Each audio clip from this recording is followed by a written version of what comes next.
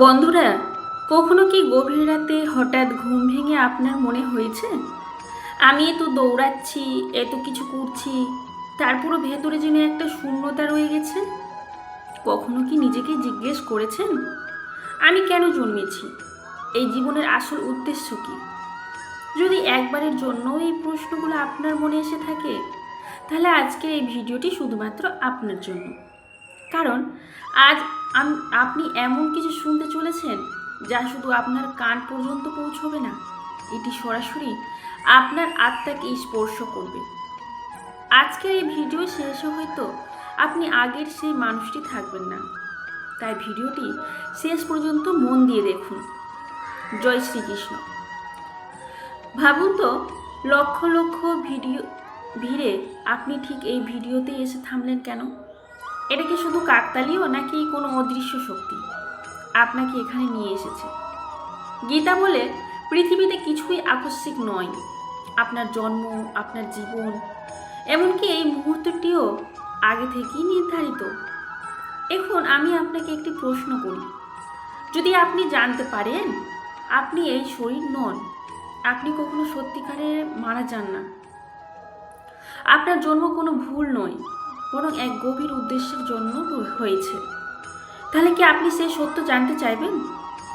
কারণ আজ আমরা যে রহস্যের কথা বলবো তা আপনার জীবনের সম্পূর্ণ অর্থটাই বদলে দিতে পারে।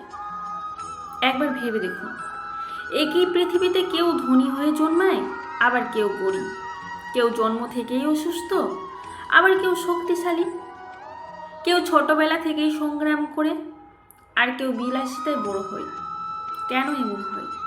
এটা কি শুধুই ভাগ্য, নাকি এর পেছনে কোনো গভীর রহস্য আছে? এই প্রশ্নের উত্তর হাজার হাজার বছর ধরে মানুষ খুঁজে এসেছে, কিন্তু সবসময় গভীর উত্তর পাওয়া যায় ভগবদ গীতায়। শ্রীকৃষ্ণ বলেন, মানুষের জন্ম কোনো দুর্ঘটনা নয়, প্রতিটি জন্মের পেছনে থাকে একটি উদ্দেশ্য। কিন্তু সেই উদ্দেশ্যটা কি? শুধু পড়াশোনা, চাকরি, টাকা, বিয়ে, সংসার, তারপর মৃত্যু? যদি এটাই সব হয়, তাহলে মানুষ আর পশুর মধ্যে পার্থক্য কোথায়? পশুরাও তো খায়, ঘুমায়, ভয় পায়, বংশবৃদ্ধি করে, তাহলে মানুষ বিশেষ কেন? এখান থেকে শুরু হয় গীতার সবচেয়ে বড় রহস্য। গীতা বলে মনুষ্য জন্ম অত্যন্ত দুর্লভ, এই জন্ম পাওয়ার জন্য আত্মাকে অসংখ্য জন্মের পথ পাড়ি দিতে হয়। তাহলে ভাবুন তো, আপনি আজ মানুষ হিসেবে জন্মেছেন, এটা কোনো সাধারণ ঘটনা নয়, এটি এক বিরাট সুযোগ। কিন্তু প্রশ্ন হলো, এই সুযোগের উদ্দেশ্যটা কি? উত্তরটা খুব সহজ, কিন্তু বোঝা সবচেয়ে কঠিন। মানুষের জন্ম শুধু বেঁচে থাকার জন্য নয়, নিজেকে জানার জন্য। এখনো হয়তো আপনি ভাবছেন, নিজেকে জানার মানে কি? আমরা তো নিজেদেরই চিনি, আমাদের নাম জানি, পরিবার জানি, পরিচয় জানি, কিন্তু গীতা বলে এসব আপনার, কিন্তু আপনি নন। আপনার শরীর আপনি নন, আপনার মনও আপনি নন। তাহলে আপনি কে? আপনি হলেন আত্মা, এক অবিনশ্বর শক্তি, যার জন্ম নেই, মৃত্যু নেই, শুধু শরীর বদলায়, কিন্তু আত্মা কখনো বদলায় না। যেমন মানুষ পুরনো পোশাক ছেড়ে নতুন পোশাক পরে, ঠিক তেমনি আত্মা পুরনো শরীর ছেড়ে নতুন শরীর গ্রহণ করে। শ্রীকৃষ্ণ অর্জুনকে বলেছিলেন, নয়নম, আত্মাকে কোনো অস্ত্র কাটতে পারে না, আগুন পোড়াতে পারে না, কারণ আত্মা চিরন্তন। কিন্তু তাহলে প্রশ্ন আছে, যদি আত্মা অবিনশ্বর হয়, তবে সে বারবার জন্ম নেই কেন? কারণ আত্মা এখনো নিজের আসল পরিচয় ভুলে আছে, আর যতক্ষণ না সে জেগে উঠছে ততক্ষণ সে জন্ম মৃত্যুর চক্রে ঘুরতেই থাকবে। জন্ম, মৃত্যু, আবার জন্ম, আবার মৃত্যু, এই চক্র চলতেই থাকবে। তাহলে মুক্তির পথ কি? গীতা বলে, যেদিন মানুষ নিজের আসল স্বরূপকে চিনে ফেলবে, সেদিনই সে মুক্ত হবে। কিন্তু এখানেই সবচেয়ে বড় সমস্যা, পৃথিবী প্রতিদিন আপনাকে ভুলিয়ে দিচ্ছে আপনি আসলে কে। সামাজিক মাধ্যম, লোভ, তুলনা, অহংকার, আকাঙ্ক্ষা, এসব আপনাকে বাইরের দুনিয়ায় আটকে রাখছে।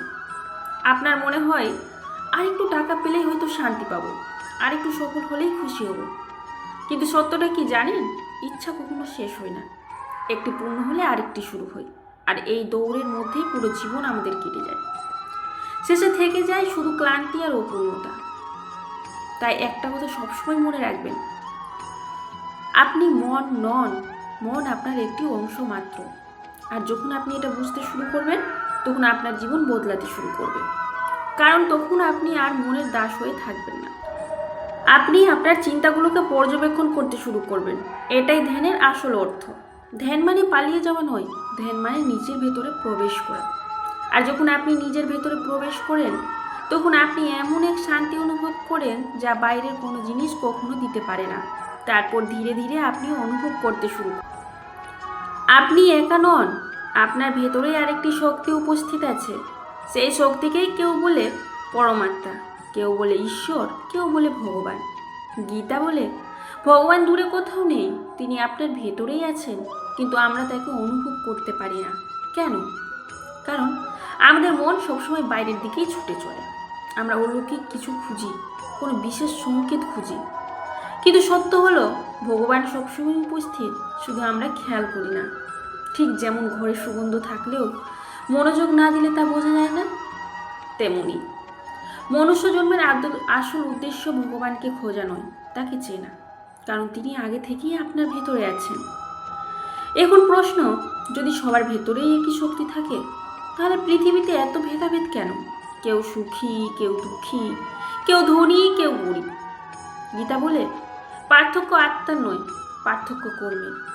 আপনার আজকের জীবন আপনার আগের কর্মের ফল। আর আজ আপনি যা করছেন সেটাই আপনার ভবিষ্যৎ তৈরি করছে। এটাই কর্মের নিয়ম। তাই অন্যের সাথে তুলনা করা বন্ধ করুন, কারণ প্রত্যেকে নিজের কর্মফল অনুযায়ী জীবন পাচ্ছে। বন্ধুরা, সবচেয়ে বড় সমস্যা কি জানেন? আমরা ভুলে গেছি আমরা আসলে কে। আর এই ভুলে যাওয়ার কারণেই আমরা ছোট ছোট জিনিসে আটকে গেছি।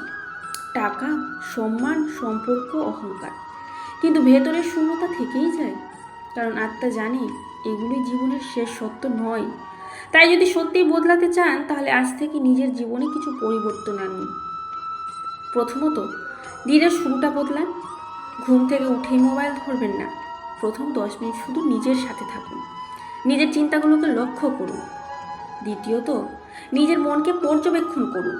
নেতিবাচক চিন্তা এলেই নিজেকে প্রশ্ন করুন, এটা কি সত্যিই জরুরি? তৃতীয়ত, নিজের কর্মকে শুদ্ধ করুন, ভালো কাজ করুন, কিন্তু প্রতিদানের আশা করবেন না। কারণ নিঃস্বার্থ কর্মই মানুষকে ভেতর থেকে মুক্ত করে। আর ধীরে ধীরে আপনি বুঝতে শুরু করবেন, সত্যিকারের শান্তি বাইরের কোথাও নেই, সেটা আপনার ভেতরেই আছে। এই পথ এতটা সহজ নয়। পৃথিবী বারবার আপনাকে পুরনো জীবনে টেনে নিয়ে যেতেই চাইবে, কিন্তু প্রতিবার আপনাকে সিদ্ধান্ত নিতে হবে আপনি কি আগের মতোই বাঁচবেন, নাকি সত্যিই জেগে উঠবেন। কারণ জীবনের উদ্দেশ্য শুধু সময় কাটানো নয়, জীবনের উদ্দেশ্য হলো নিজেকে চেনা। এবং যেদিন আপনি নিজেকে চিনে ফেলবেন, সেদিন আপনার আর কোনো উত্তরের প্রয়োজন হবে না। শেষে আপনাকে শুধু একটি প্রশ্ন করতে চাই। আজ রাতে ঘুমোতে যাওয়ার আগে নিজেকে একবার জিজ্ঞেস করবেন, আপনি কি শুধু বেঁচে থাকতে চান, নাকি সত্যিই জেগে থাকতে চান? কারণ সত্য হলো আপনার নতুন কিছু হওয়ার দরকার নেই, আপনি আগে থেকেই পূর্ণ। শুধু আপনি ভুলে গেছেন, আর এই পুরো যাত্রাটাই হলো ভুলে যাওয়া থেকে মনে পড়ার যাত্রা, অন্ধকার থেকে আলোর যাত্রা, নিজেকে হারিয়ে ফেলা থেকে নিজেকে খুঁজে পাওয়ার যাত্রা। জয় শ্রীকৃষ্ণ। এই ভিডিওটি ভালো লেগে থাকলে কমেন্টে অবশ্যই লিখুন।